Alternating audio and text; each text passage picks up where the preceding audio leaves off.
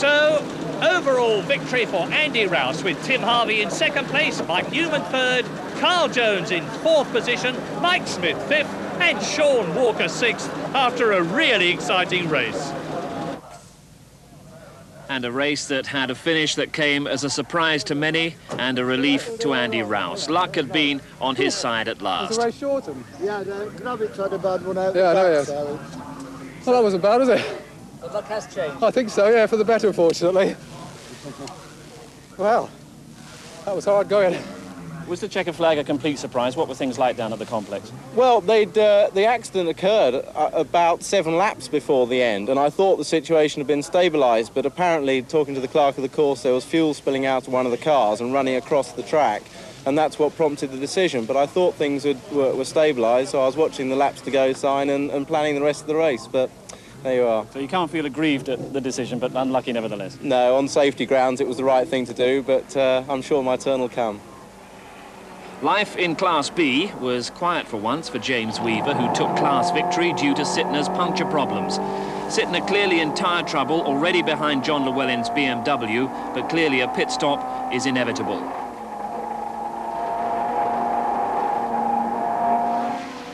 So Weaver unchallenged for class victory and the fastest lap, and for once no recriminations in the BMW camp. Everyone talks about what the atmosphere must be like within the team. Now, what in fact is it like?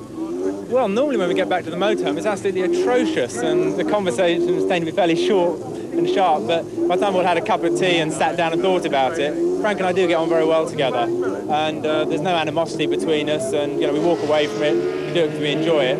I think we've got it under control now. Class C, from which Vauxhall and John Cleland are mounting such a strong challenge for the championship, and they're doing it with team harmony and a very fine car in the 16-valve Vauxhall Astra GTE.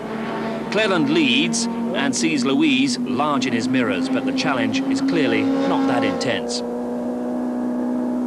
In fact, Louise had done a fine job in fending off the attentions of John Morris's Volkswagen Golf and enabling Cleland to open a healthy lead in the championship.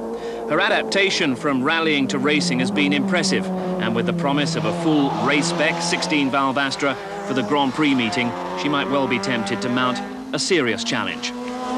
Class D won by Tony Crudgington after the incident that decided Class A as well. Here's Phil Dowsett's version. Rob Gravitt lapped us, come up to lap us at the complex, and Tony had ran wide. I was alongside Tony, and you can't get 3 cars through there no matter how hard you try. And Rob turned in and unfortunately took me with him. That happens. Rob was in a hurry, he's lying second. We're having our fight, and that's always going to be a potential problem. In the championship, Phil Dowsett loses ground as John Cleland builds a 7-point lead over James Weaver. Rob Gravitt remains the leading runner from Class A.